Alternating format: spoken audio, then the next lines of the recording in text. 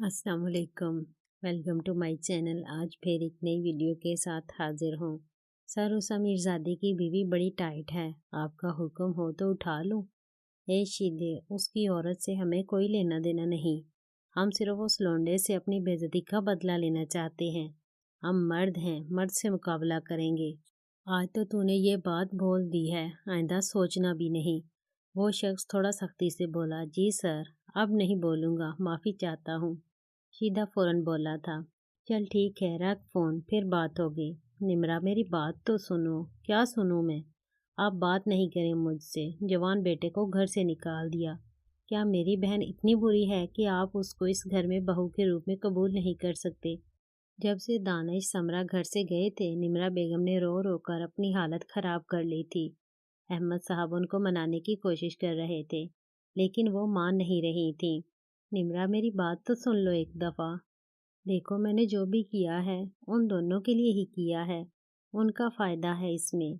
क्या फ़ायदा इसमें? बच्चों को घर बदर कर दिया, कहाँ जाएंगे वो? निमरा बेगम का गम कम होने में नहीं आ रहा था।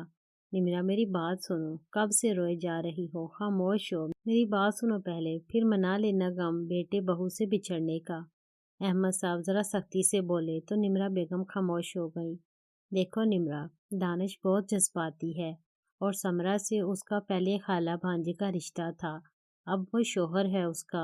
उसके इस नए रिश्ते से जहाँ लोग खुश हुए, वहीं बहुत से हासद भी पैदा हो गए हैं जो इस रिश्ते को तोड़ने की कोशिश करेंगे, क्योंकि दानिश मेरा इकलौता बेटा है, मेरी बेश बहा दौलत का इकलौता वारिस। हर कोई चाहता है कि उसकी बेटी मेरी बहू बने। इसी वजह से लोग दानिश और समरा के दरमियान फूट डालने की कोशिश करेंगे। तो इसी वजह से मैंने उसको घर से निकाला है। मैं देखना चाहता हूँ वो अपनी मोहब्बत के लिए दुनिया से लड़ सकता है या इस दुनिया की बातों में आकर अपनी मोहब्बत को छोड़ देगा। समझी बेगम?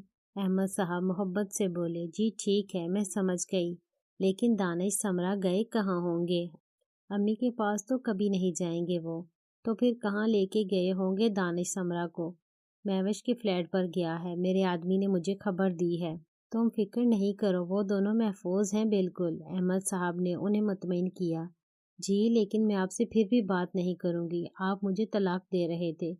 इतने सालों की मोहब्बत रियाफत का ये सिला दिया आपने मुझे। नहीं करनी मुझे आपसे बात। निमरा बेगम राजी होने की बजाय दोबारा नाराज हो गई। उफ निमरा, अहमद साहब सर पकड़कर बैठ गए। अच्छा, आई एम सॉरी, वो मैंने ऐसे ही कहा। सच में मेरा वो सब करने का इरादा बिल्कुल नहीं था। नहीं, मुझे बात नहीं करनी आपसे, मैं नाराज़ हूँ आपसे। निमरा बेगम तो जवान लड़की बनी अहमद साहब को खूब नहरें दिखा रही थी। वो बेचारे उनको मनाने में हलकान हो रहे थे और फिर कुछ देर की मेहनत करने के बाद वो इनको मनाने में कामयाब हो गए थे। कुछ दिन जूते घिसने के बाद दानिश को एक अच्छी कंपनी में जॉब मिल गई। वो खुश था अपनी ज़िंदगी में, लेकिन फिर भी वो अपने डैड की बेरुखी पर दुखी था। समरा उसका बहुत ख्याल रखती थी, हर तरह से उसकी दिलजोई करती। निमरा बेगम भी रोज़ कॉल करके उनकी खैर खैरियत पूछती रहती। अहमद साहब भी खुद पर सख्ती का खोल चढ़ाए दानिश से ला ताल्लुक बने हुए थे, मगर हर वक्त दिल से दुआ करते उन दोनों की खुशियों और सलामती की। रोज़ की तरह आज भी दानिश ऑफिस से घर लौट रहा था। आज मामूल से हटकर रोड पर रश था। दानिश ने एक आदमी से रश की वजह पूछी तो उसने बताया कि पुलिस चेकिंग चल रही है, इसी वजह से रश है। 3-4 गाड़ियों के बाद दानिश की गाड़ी का नंबर आया। पुलिस एहलकारों ने दानिश को कार से बाहर निकलने को कहा तो वो खामोशी से बाहर आ गया। इंस्पेक्टर ने 2 हवलदार को दानिश की कार की तलाशी लेने का इशारा किया। खुद दानिश से सवाल जवाब करने लगा, जिनके पूरी ईमानदारी से जवाब दिए। करीब 5 मिनट बाद एक हवलदार हाथ में एक सफ़ेद पैकेट पकड़े आया। सर, ये इनकी गाड़ी से बरामद हुआ है। गाड़ी में और भी हैं। You are under arrest Danish Ahmed Malik, inspector हथकड़ी दानिश के हाथ में डालते हुए कहा। दानिश गूंग रह गया था। उसकी गाड़ी से ड्रग्स बरामद हुए हैं। उसको अपने बाप की इतने सालों बनाई साहत मिट्टी होती नजर आ रही थी। जाने कैसे मीडिया को भी दानिश के अरेस्ट होने की खबर मिल गई। पुलिस स्टेशन पहुंचते ही बहुत मीडिया वाले अपने माइक और कैमरे लिए इससे बहुत सवाल कर रहे थे। वो सदमाती कैफियत में इंस्पेक्टर के साथ खींचता चला जा रहा था। चल साले, तुझ जैसे नौजवानों की वजह से ही हमारी कौम तंजली की तरफ जा रही है। ایسا سبق سکھاؤں گا نا تجھے کہ زندگی بھر یاد رکھے گا، انسپکٹر نفرت سے کہتا اسے جیل میں قید کر چکا تھا۔ دانش کو ابھی بھی کوئی ہوش نہیں تھا، وہ تو بس صدمے میں تھا۔ آج صبح تک سب کتنا اچھا چل رہا تھا، مگر یہ اچانک سے کون سا طوفان آ گیا اس کی زندگی میں۔ اب کون سی آزمائش منتظر ہے اس کی۔ احمد صاحب آفس سے ابھی گھر لوٹے تھے۔ نمرا بیگم کو چائے کا کہہ کر خود ٹی وی پر خبریں سننے بیٹھ گئے۔ سارے خبروں کے چینل پر دانش ہی چھایا ہوا تھا۔ ہر نیوز چینل اپنی طرف سے نمک مرچ لگا کر خبر نشر کر رہا تھا۔ بیٹے کے ہاتھوں میں ہتھکڑیاں دیکھ کر احمد صاحب کا دل کٹ کے رہ گیا۔ انہوں نے جلدی سے ٹی وی بند کیا، کار کی چابی اور موبائل اٹھا کر گھر سے باہر نکل گئے۔ 15 منٹ کی ڈرائیو کے بعد وہ پولیس اسٹیشن کے سامنے کھڑے تھے۔ وہاں میڈیا والوں کا ہجوم دیکھ کر انہوں نے گہری سانس خارج کی اور مضبوط قدم جماتے سب کو پرے کرتے پولیس اسٹیشن میں داخل ہو گئے۔ کہاں ہے میرا بیٹا؟ مجھے ملنا ہے اپنے بیٹے سے، احمد صاحب غصہ ضبط کرتے ہوئے گویا ہوئے۔ انسپکٹر نے حوالدار کو اشارہ کیا تو وہ احمد صاحب کو اپنے ساتھ لے گیا۔ دانش میرا بیٹا۔ احمد صاحب جیل کی سلاخیں تھامے کرب زدہ سے گویا ہوئے۔ ڈیڈ میں نے کچھ نہیں کیا، مجھے نہیں معلوم میری کار میں ڈرگز کیسے آئے۔ ڈیڈ آپ کو یقین ہے نا مجھ پر؟ میں ایسا نہیں کر سکتا۔ دانش بے بسی سے گویا ہوا۔ بیٹا تم فکر نہیں کرو، میں جلد ہی تمہیں رہا کروا لوں گا، مجھے بھروسہ ہے تم پر میرے بچے۔ ڈیڈ سمرا کا خیال رکھیے گا، پلیز ان کو گھر لے جائیے گا، وہ اکیلی کیسے رہے گی۔ دانش کو سمرا کی فکر بھی لاحق تھی۔ بیٹا میں یہاں سے جاتے ہوئے اسے اپنے ساتھ گھر لے جاؤں گا۔ تم مجھے بتاؤ، کیا تمہیں کسی پر شک ہے؟ کوئی دشمن تمہارا جس نے تم سے بدلہ لینے کے لیے یہ سب کیا ہو؟ ڈیڈ نہیں، میرا تو کوئی دشمن نہیں، آپ جانتے تو ہیں میں تنہائی پسند ہوں، کبھی کسی سے فضول گوئی نہیں کرتا، تو یہ دشمن کہاں سے پیدا ہو گئے؟ دانش نے تفصیلی جواب دیا۔ اچھا یہ بتاؤ تم آج کہاں کہاں گئے تھے؟